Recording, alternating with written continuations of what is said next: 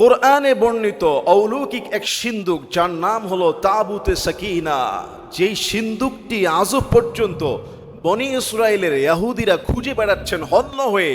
কি আছে এই সিন্দুকে যে ইহুদিরা যে সিন্দুকের জন্য পাগল হয়ে গিয়েছেন? বলা হচ্ছে এটা এমন এক সিন্দুক ছিল, যখনই বনি ইসরায়েলরা যুদ্ধ করতে যেতেন এবং তাদের মাঝখানে তারা এই সিন্দুকটি যখন সামনে রাখতো, প্রত্যেকটা যুদ্ধে তারা জয় লাভ করত। শুধু এই সিন্দুকটি কোরআনে না, এর কথা রয়েছে বাইবেলে।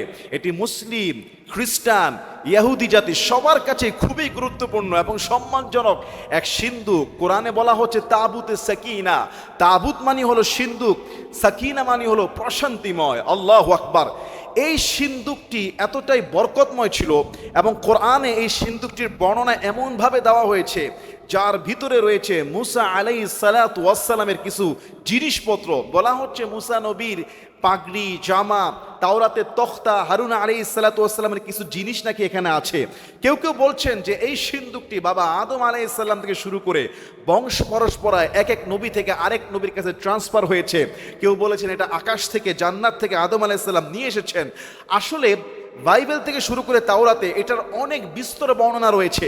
কিন্তু আপনি যদি মুসলিম হয়ে থাকেন, সূরা বাকারা 247 48 নম্বর আয়াতে তাফসীর ইবনে কাসির, তাফসীরে মাআরিফুল কোরআন, তাফসীরে তাবারি, ফাতহুল কাদির, বিভিন্ন বর্ণনায় আমি যা দেখেছি, সত্যি আশ্চর্যময় এই সিন্দুককে আল্লাহ তাআলা রহস্যময় এই সিন্দুকের মধ্যে তিনি একটা শিক্ষা মানব জাতির জন্য দিয়েছে, যা আজও পর্যন্ত হন্য হয়ে খুঁজছে। কেনই বা খুঁজছে?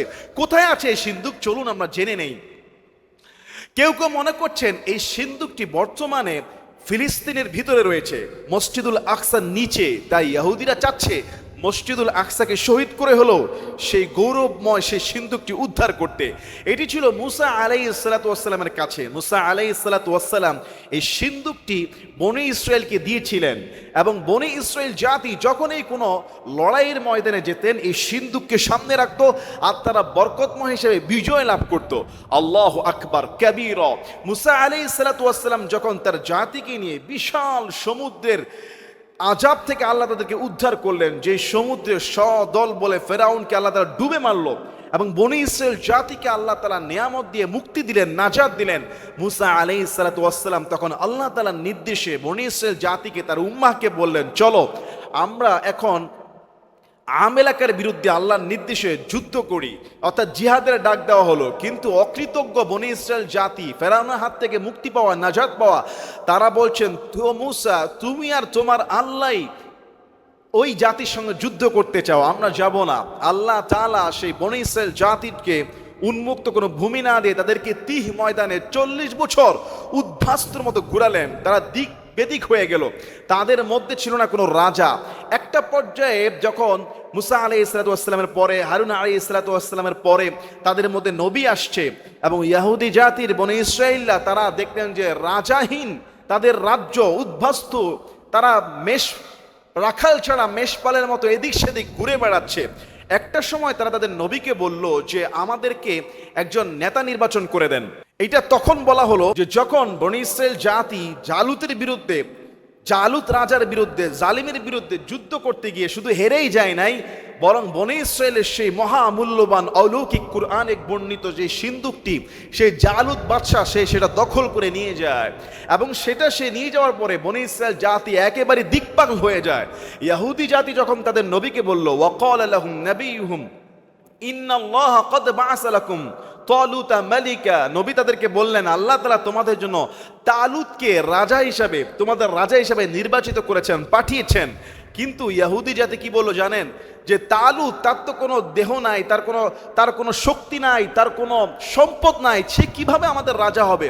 মূলত তারা বিরোধিতা করেছিল যে রাজা যে বংশ থেকে আসতো, তালুত সেই বংশ থেকে আসে নাই।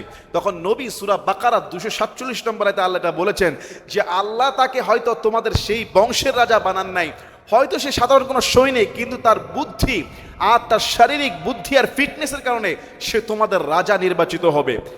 এরপরে 248 নম্বর আয়াতে সেই নবী তাদেরকে বলেন, ওয়াকালা লাহুম নাবিয়ুহুম ইন্না আয়াতা মুলকিহি আন ইয়াতিয়াকুমুত তাবুতু ফিহি সাকিনাতুম মির রাব্বিকুম ওয়া বাকিয়াহ, তোমরা যে তালুতকে রাজা হিসেবে মানতে চাচ্ছ না, এই তালুত যে তোমাদের রাজা, তোমাদের বাদশাহ হবে, তার একটা নিদর্শন হলো তার কাছে আল্লাহ পাঠিয়ে দিবেন সেই তাবুতে সাকিনা, যেই তাবুতে সাকিনা অলৌকিক সিন্দুকটা তোমরা খুঁজে বেড়াচ্ছ, এটা তার রাজত্ব পাওয়ার নিদর্শন, তার কাছে ফিরে আসবে। শুধু তাই না, যার মধ্যে রয়েছে বাকিয়াতুম মিম্মা তারাকা আলু মূসা ওয়া আলু হারুনা, মূসা এবং হারুন আলাইহিস সালাতু ওয়াস সালামের অবশিষ্টাংশ কিছু অংশ সেখানে রয়েছে। এবং তাহমিলুহুল মালায়েকা, সেই সিন্দুকটি তোমাদের কাছে নিয়ে আসবে ফেরেশতারা বহন করে। আল্লাহু আকবার কাবীরা। তখন বনি ইসরায়েল সেই ইহুদি জাতিরা ঠিকই দেখলো যে সিন্দুকটি তালুতের দরজায় আসে কিনা। অন্যদিকে এই সিন্দুক দখল করেছিল সেই জালিম বাদশা জালুত কাফির। সিন্দুকটা দখল করে সে তখন তাদের মন্দিরের মূর্তির পায়ের নিচে রাখলো। পরের দিন সকালবেলা উঠে দেখলো যে মন্দিরের মূর্তি নিচে সিন্দুক উপরে। এভাবে প্রায় টানা 3 দিন যখন করলো, দেখলো যে সিন্দুক উপরে আর মূর্তি নিচে ভেঙে চুরমার হয়ে আছে। তখন তারা সেই জালুত বাদশাহ এই সিন্দুকটি কোনো এক গ্রামের মধ্যে পাঠিয়ে দিল। আর সেই শহরের মধ্যে যাওয়ার পরে সেই শহর, সিন্দুকটি যেখানে রাখা হয় সেই শহরটা ভেঙে চুরমার হয়ে আযাব গজব মহামারী রোগ বালাই রেগে ওই শহর ধ্বংস হয়ে যায়। অর্থাৎ কাফেররা একে একে বরকতময় মনে করে এই তাবুকে সাকিনাকে 5টি শহরে রেখেছে, 5টি শহরে ধ্বংস হয়ে গিয়েছে। অন্যদিকে যখন বনি ইসরায়েল জাতি মুসা আলাইহিস সালাতু ওয়াস সালামের উত্তরাধিকারী সূত্রে পাওয়া এই সিন্দুকের জন্য তারা লালায়িত ছিল, ঠিক তখনই জালুত বাদশাহ দেখলেন যে এই সিন্দুক যেখানেই নিয়ে যায় সেখানেই সেই শহর ধ্বংস হয়ে যায়। সুতরাং সিন্দুকের মালিকদের কাছে সিন্দুক পাঠিয়ে দেয়। তারা রাখালবিহীন মানুষবিহীন 2টা মহিষ কিংবা গরুর পিছে এই সিন্দুকটাকে উঠায় দেয় এবং এই সিন্দুকটা সেই গরু তারা ছেড়ে দেয়। আল্লাহ তাআলা সেই 2টা গরুকে ফেরেশতাদের মাধ্যমে পরিচালিত করে বনি ইসরায়েলের যে আগাম নতুন যে বাদশাহ হবে, যাকে বনি ইসরায়েল মানতে চাচ্ছিল না, সেই তালুতের দরজার সামনে আল্লাহ তাআলা সেই সিন্দুকটাকে পৌঁছায় দেয়। সুবহানাল্লাহ। এরপরে বনি ইসরায়েল জাতি সবাই তালুতকে বাদশাহ হিসেবে মেনে নেয়, যেই কথাটি আল্লাহ তাআলা কোরআনুল কারীমের মধ্যে সূরা বাকারা 248 নম্বর আয়াতে বলেছেন, وقال لهم نبيهم إن آية ملكه أن يأتيكم التابوت فيه سكينة مما ترك آل موسى وآل هارون تحمله الملائكة, যে তিনি তোমাদের বাদশাহ হওয়ার জন্য একটা নিদর্শন হলো যে তার কাছে আসবে সেই তাবুতে সাকিনা, যেখানে রয়েছে মুসা এবং হারুন আলাইহিস সালাতু ওয়াস সালামের ব্যবহার্য কিছু জিনিসপত্র, এবং যেই তাবুতে সাকিনা বহন করে নিয়ে আসবে ফেরেশতারা, অর্থাৎ যে গরুরা নিয়ে এসেছিল রাখাল ছাড়া ফেরেশতারা পরিচালিত করেছিল। আজও পর্যন্ত পৃথিবীর রহস্যময় বাইবেলেও এটাকে একটা নাম দেওয়া হয়েছে, কোরআনে তাবুতে সাকিনা বলা হয়েছে। হন্য হয়ে সবাই খুঁজছে কোথায় আছে সেই সিন্দুক। আসলে কোথায় আছে সেই সিন্দুক একমাত্র আল্লাহ তাআলাই ভালো জানেন। হয়তো তিনি এটাকে গোপনেই করে রেখে দিবেন, নয়তোবা এটাকে আবারও ভবিষ্যতে কোনো মুসলিম উম্মাহের নেতার হাতে তুলে দিতে পারেন।